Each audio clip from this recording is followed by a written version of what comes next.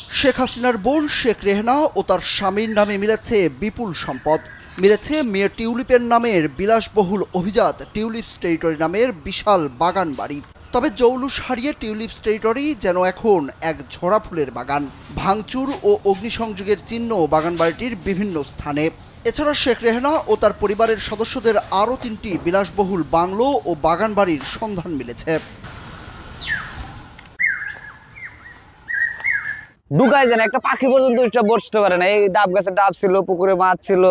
Gazipur city কর্পোরেশনের কানাইয়া এলাকায় টাইলসে মোড়ানো নাম ফলকে ইংরেজিতে লেখা টিউলিপস টেরিটরি। রক্তরাঙা ফুলে মোড়ানো প্রধান ফটকের দেয়ালে লেখা বাগান বিলাস। শেখ হাসিনার ভাগ্নি যুক্তরাজ্যের সাবেক মন্ত্রী টিউলিপ সিদ্দিকীর নামে ৩০ বিঘার বাগান বাড়িতে আছে বিশালাকার পুকুর, শান বাঁধানো ঘাট, অভিজাত ডুপ্লেক্স বাংলো।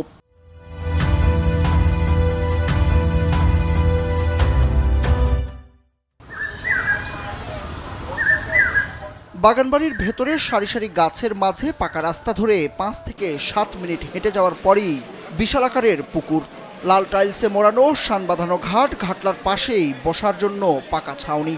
পাশের আরেকটি পুকুর দেখতে দিঘির মতো বিশাল, রয়েছে স্পিডবোট। পুকুরের এক পাশে ডুপ্লেক্স বাংলো। এছাড়া মূল গেটের কাছে রয়েছে কেয়ারটেকার ও অন্যান্য কর্মচারীদের থাকার স্থান। শফিক সাহেবের ছেলে আসছিল ববি সিদ্দিকী, ওই একদিন ওই একবারই আসছিল, আমি থাকা পথে ওই একবারই ও আসছিল।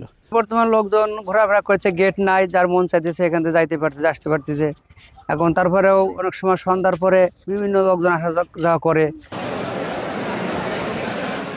দীর্ঘদিন মানুষের আনাগোনা না থাকায় বাগান জুড়ে জন্মেছে ঘাস ও লতাপাতা।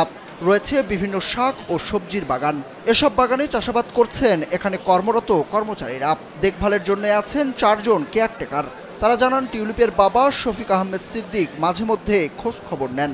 তবে ৫ আগস্টের পর অভিজাত বাংলোতে হামলা, ভাঙচুর ও লুটপাট করে সব মালামাল হামলাকারীরা নিয়ে যায়। আগে শফিক সিদ্দিকী, মেয়ে টিউলিপ, ছেলে ববি আসলেও এখন কেউ আসে না। প্রথমে উনি ৩ বিঘা জায়গা কিনছেন, এরকমভাবে আস্তে আস্তে একটু একটু করে কিনে একটু বাড়াইছেন। এরপরে সারে আসতো প্রতি সপ্তাহে। স্থানীয়রা জানান, ৩ বিঘার বিরোধপূর্ণ একটি জমি কিনে টিউলিপস টেরিটরি বাগান বাড়ির কাজ শুরু করেন শফিক সিদ্দিকী। পরে ধাপে ধাপে জমি কিনে বিরাট আকার বাগান বাড়ি তৈরি করা হয়। এখানে প্রতি বছর শীতের সময় শেখ রেহেনা ছেলে মেয়ে ও নাতি নাতনিদের নিয়ে এই বাগান বাড়িতে আসতেন। বাগানের ভিতরে বড় ডুপ্লেক্স বাংলোতে থাকতেন তারা। থাকতো আইন শৃঙ্খলা বাহিনীর আনাগোনা। এই জমিনটা এক গ্যাঞ্জামের জমিন, হ্যাঁ নৌকায় ক্ষমতাইছে মতন। পরে হ্যাঁ বাগনি আর মামলা আছে, পরে সাপিয়ায় হ্যাঁ জমিনটা সেক্টর জামাটা বিক্রি করছে। কোনো জোরজবরদস্তি করে নেয় নাই, টাকা পয়সা দিয়েই সবার কাছে জায়গা জমি দিচ্ছে। আমরা যতটুকু জানি আর কি, আমরা তো আর ওইভাবে গভীরে যাইতে পারি নাই। বাগানবাড়ির বিষয়ে জেলা প্রশাসক নাফিসা আরেফিন জানান, শেখ রেহেনা ও তার পরিবারের সম্পদ ও জমির খোঁজ খবর নেওয়া হচ্ছে। এ বিষয়ে তাদের কার্যক্রম চলমান। এটা নিয়ে সংশ্লিষ্ট সহকারী ভূমি কমিশনার ও উপজেলা নির্বাহী কর্মকর্তা এবং রাজস্ব বিভাগ কাজ করছে। এ বিষয়ে আমাদের কার্যক্রম চলছে।